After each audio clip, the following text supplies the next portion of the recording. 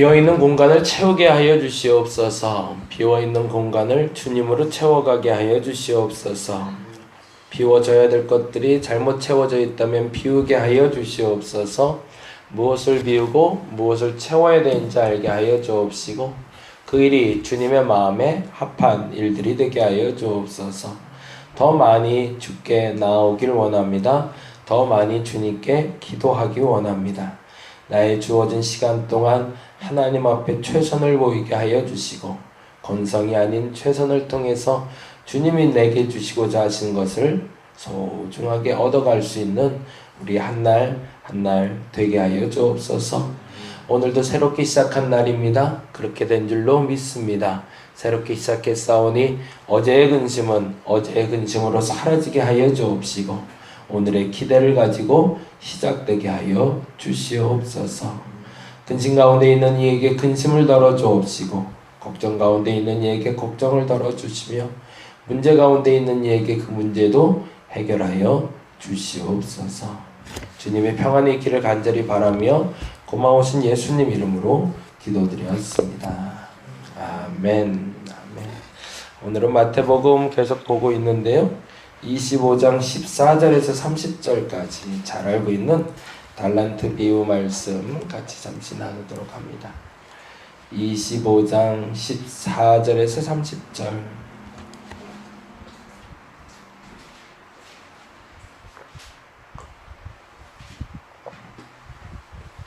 25장 14절에서 30절까지 우리 같이 한 목소리로 읽도록 하겠습니다. 또 어떤 사람이 타국에 갈 때 그 종들을 불러 자기 소유를 맡김과 같으니 각각 그 재능대로 한 사람에게는 금 5달란트를 한 사람에게는 2달란트를 한 사람에게는 1달란트를 주고 떠났더니 5달란트 받은 자는 바로 가서 그것으로 장사하여 또 5달란트를 남기고 2달란트 받은 자도 그와 같이 하여 또 2달란트를 남겼을 때 1달란트 받은 자는 가서 땅을 파고 그 주인의 돈을 감추어 두었더니 오랜 후에 그 종들의 주인이 돌아와 그들과 결산할세 5달란트 받았던 자는 5달란트를 더 가지고 와서 이르되 주인이여 내게 5달란트를 주셨는데 보소서 내가 또 5달란트를 남겼나이다. 그 주인이 이르되 잘하였도다 착하고 충성된 종아 내가 적은 일에 충성하였음에 내가 많은 것을 내게 맡기리니 내 주인의 즐거움에 참여할지어다 하고 2달란트 받았던 자도 와서 이르되 주인이여 내게 2달란트를 주셨는데 보소서 내가 또 2달란트를 남겼나이다. 그 주인이 이르되 잘하였도다 착하고 충성된 종아 내가 적은 일에 충성하였음에 내가 많은 것을 내게 맡기리니 내 주인의 즐거움에 참여할지어다 하고 1달란트 받았던 자는 와서 이르되 주인이여 당신은 굳은 사람이라 심지 않은 데서 거두고 해치지 않은 데서 모으는 줄을 내가 알았으므로 두려워하여 나가서 당신의 달란트를 땅에 감추어 두었었나이다. 보소서 당신의 것을 가지셨나이다. 그 주인이 대답하여 이르되 악하고 게으른 종아 나는 심지 않은 데서 거두고 해치지 않은 데서 모으는 줄로 내가 알았느냐? 그러면 내가 마땅히 내 돈을 취리하는 자들에게나 맡겼다가 내가 돌아와서 내 원금과 이자를 받게 할 것이니라 하고 그에게서 그 1달란트를 빼앗아 10달란트를 가진 자에게 주라. 무릇 있는 자는 받아 풍족하게 되고 없는 자는 그 있는 것까지 빼앗기리라. 이 무익한 종을 바깥 어두운 데로 내쫓으라. 거기서 슬피우며 이를 갈리라. 아멘. 갈리라 하니라. 아멘. 죄송해요. 제가 요새 눈이 안 보여갖고 이게 천천히 보는데도 이게 자꾸 틀리게 되네. 조금 이제 나이들이 들어가면 그래서 열심히 보려고 해서 열심히 읽으려고 하는데 눈에 힘을 주지 않으면 이게 자꾸 이 글씨가 멍해지네요. 네. 오늘 본문은 달란트 비유로 불리어지는 본문인데요. 아주 재미난 단어들이 나오고 있어요. 우리가 알고 있는 단어는 5달란트 가졌다, 2달란트 가졌다, 1달란트 가졌다까지 이제 알고 있는데요. 성경에 단어들이 쓰일 때 그 단어들이 쓰인 용도가 분명히 있겠죠. 그래서 그 단어가 왜 이곳에 사용됐는지를 살펴보는 것이 굉장히 중요한데, 그래서 그 단어에 대해서 어떤 비유적인 의미를 뽑아서 연결고리를 갖기도 하지만, 사실은 이건 조금 좀 다른 해석이 돼요. 그러니까 구역에 나온 한 단어와, 이제 어제도 질문 받은 것이기도 하지만, 동일한 단어가 쓰이고 있다고 해서 동일한 의미를 갖는 건 아닙니다. 동일한 단어를 쓰이고 있을 때 그 동일한 단어라 할지라도 그 문장과 그 내용에 따라서 다른 의미와 다른 의도를 가지고 사용할 수가 있죠. 그래서 뱀이라는 단어가 나왔을 때도 구약에서 뱀 하면 무조건 우리가 나쁜 걸로 생각을 하잖아요. 그래서 뭐 뱀이 유혹을 해서 뭐 하와가 죄를 지었기 때문에 뱀은 무조건 사단 뭐 이렇게 해석을 하는데, 그 또한 잘못된 해석이라는 겁니다. 왜냐하면 모세가 지팡이에 뱀의 형상을 가지고 들었을 때 그것을 바라보는 자마다 구원을 받게 되거든요. 그렇다면 동일한 뱀의 역할이 사단의 역할이라면 우리는 어느 순간에 병 들었을 때 사단을 바라보면 병이 날 거라는 해석이 되니까 그건 굉장히 무서운 해석이고 잘못된 해석입니다. 그리고 심지어 우리 예수님께서는 신약에 와서 너희는 뱀처럼 지혜로우라고 그러거든요. 그러면 그 단어대로 하자면 우리는 사단처럼 지혜로워지라 라는 뜻인데, 그렇게 해석이 되기 시작하면 조금 불편해지기 시작합니다. 근데 사실은 이러한 해석이 나왔던 건 굉장히 고차원적인 해석이기도 합니다. 왜냐하면 우리가 육적인 언어로서 성경을 보는 것이 아니라 영적인 언어로 성경을 보고 있기 때문에 그러합니다. 그래서 성경 안에 있는 단어에서 예전에 이제 저에게 말씀을 가르쳐 주시고 양육해 주셨던 목사님이 그런 표현을 하셨는데, 본인은 그러셨더라고요. 지금 보니까 그분도 나이가 들어서 그런 것 같기도 한데, 이게 성경 말씀을 보다 보면 성경 말씀이 이렇게 떠오른다는 표현을 쓰시더라고요. 그 단어가 이렇게 떠올라서 이렇게 보인대요. 그래서 그 단어가 툭툭 떠올라서 자기에게 생명으로 찾아오는 경험을 한다라는 언어적인 표현을 해보신 적이 있어요. 그러면서 그게 아마도 본인 생각엔 이 기록된 말씀이라는 헬라어 표현으로 로고스의 말씀이 레마의 말씀이 돼서 내 가슴을 치기 시작할 때 이 단어들이 떠오른다라는 표현을 쓰셨는데, 아마도 그 표현이 지금 말하는 이 영적인 표현과도 만나고 있습니다.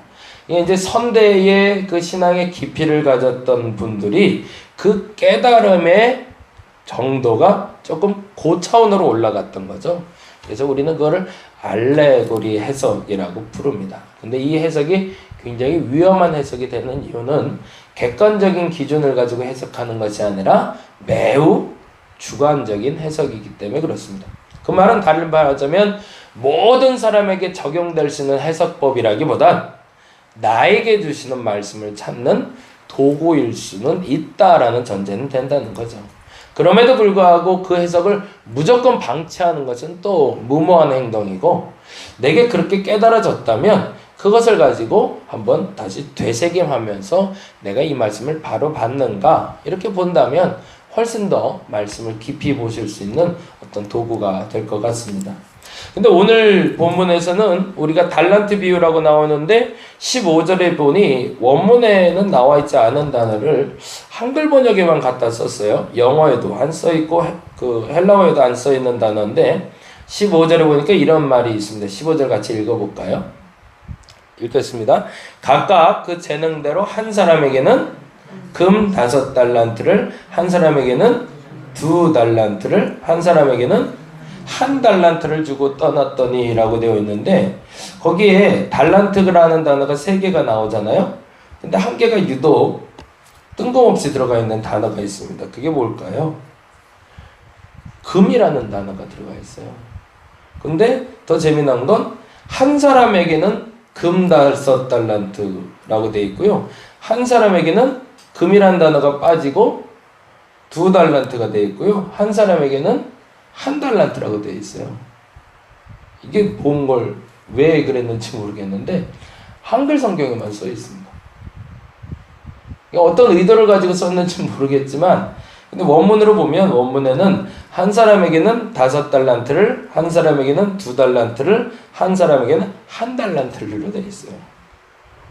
아마도 이제 추측컨대 이 달란트라는 단어가 어떤 의도로 사용됐는지를 확인하기 위해서 금이라는 단어가 쓰지 않았을까라는 추측은 해봅니다.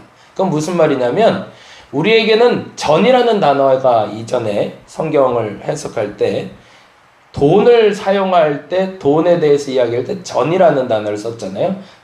원이라는 단어를 썼는데 이것이 돈으로 환산할 수 있는 금액으로 보기 위해서 금이라는 단어를 쓰지 않았을까라고 추측은 해봅니다. 근데 한 가지 중요한 것은 원문에는 있지 않은 단어이고 그리고 유대인들에게도 금으로 달란트를 만든 적은 없다는 거예요. 은달란트는 있었어도. 이거 그런 면에서는 조금 좀 다른 해석이 되겠죠. 어찌됐든 근데 더 중요한 건 여기서 봐야 될 것은 15절의 앞부분의 단어입니다. 그 단어가 뭐냐면 각각이라는 단어예요. 그리고 그 옆에 연결된 그 재능대로라는 단어. 한 가지 중요한 것은 주께서는 지금 이 비유를 설명하시면서 모든 사람에게 달란트를 맡기셨는데 어떤 사람은 5, 어떤 사람은 2, 어떤 사람은 1라고 남겼지만 더 재미난 것은 그것은 각각의 재능대로 맡기셨다는 거죠. 그 말은 이 1달란트 가진 사람도 충분히 그 1달란트를 감당할 수 있는 재능을 갖고 있다는 얘기죠.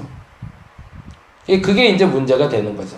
재능이 없는 이에게 주께서는 무엇인가를 남기라 말하지 않는다는 얘기죠. 내게 무엇인가를 주셨기 때문에 그것에 대해서 결과물이 나오기를 원하셨다는 겁니다. 그래서 참고로 계속 말씀드렸던 것처럼 마태복음에서의 주요 요지가 되는 단어가 하나 있는데 그 단어는 바로 열매입니다.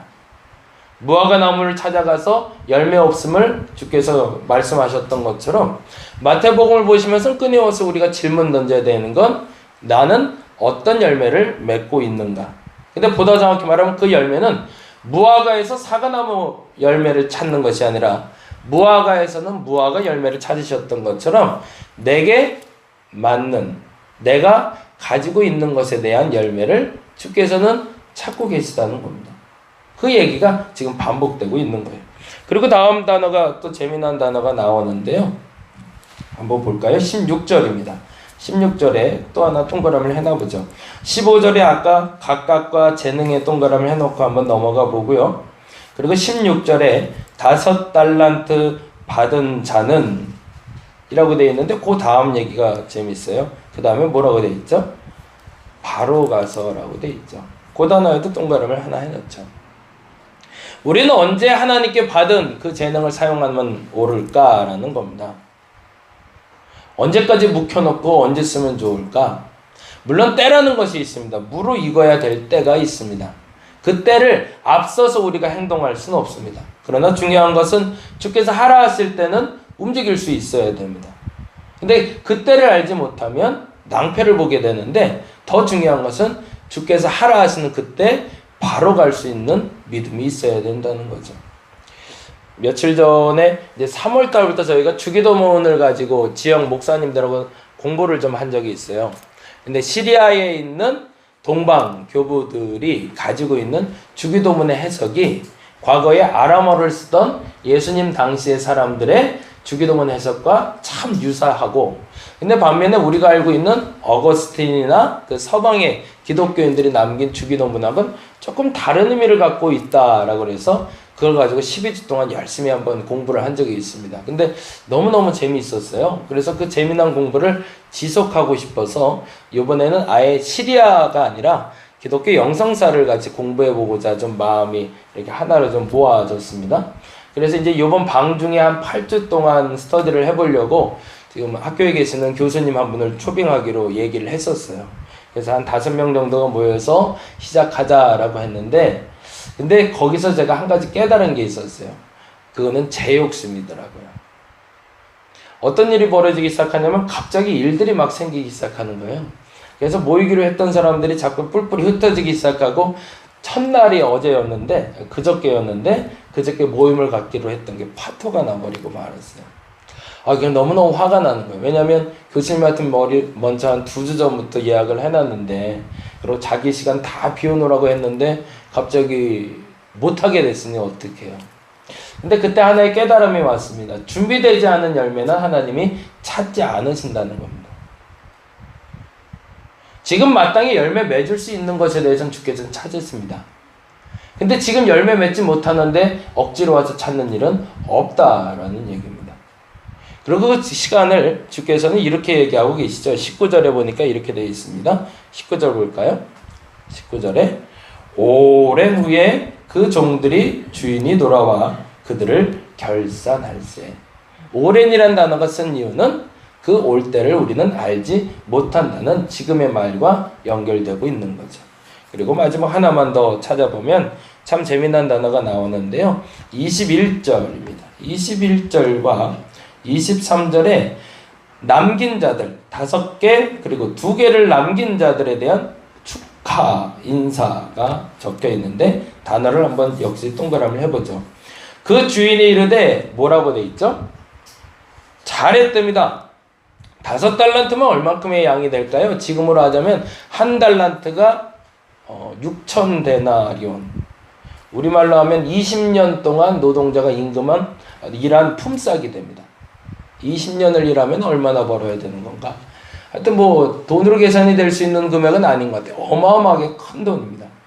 그러니 그걸 5개나 가지고 있었으니 엄청나게 큰 돈이죠.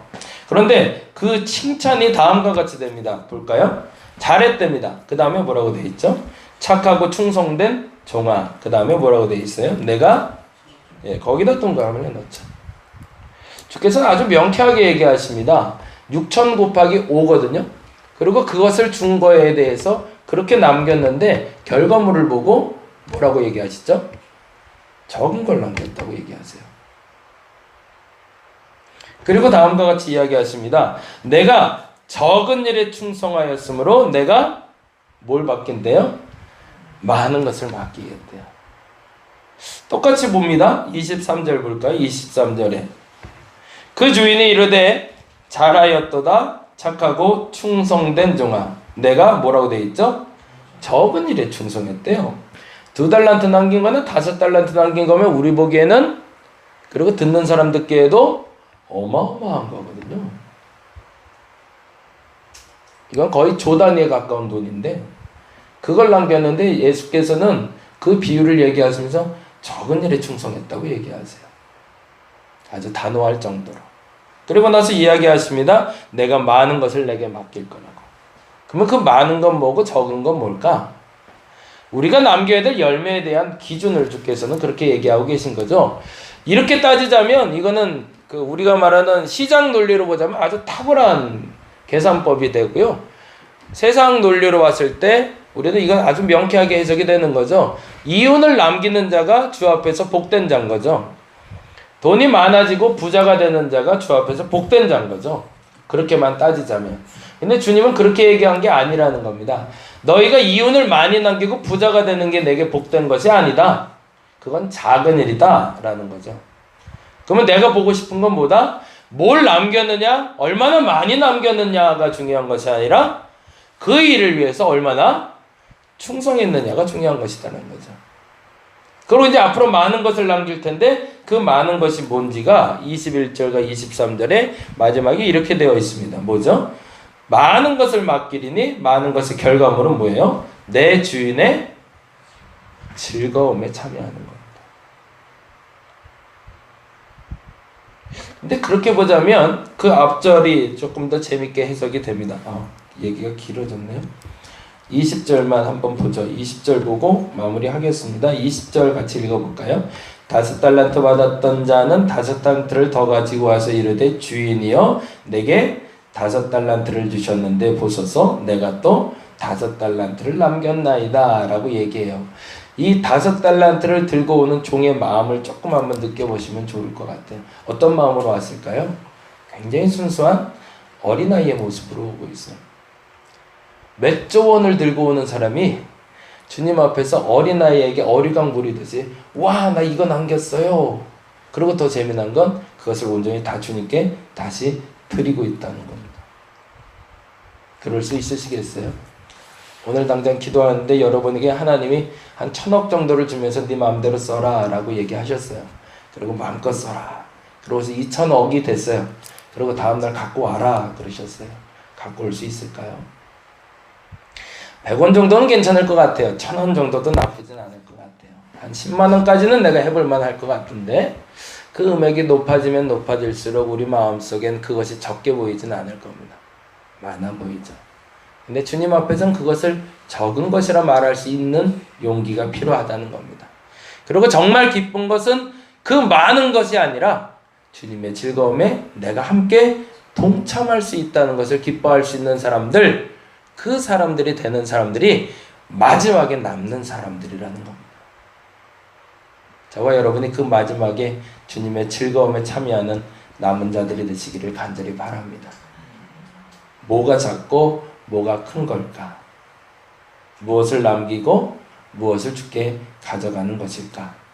그리고 마지막에 나는 남겨질 자일까? 버려질 자일까? 그 기도의 제목으로 함께 주 앞에 나가는 시간 되시기를 간절히 바랍니다. 기도하겠습니다. 멈춰야 될 때가 있고 움직여야 될 때가 있습니다. 주셨다면 주신 만큼 살아보는 겁니다.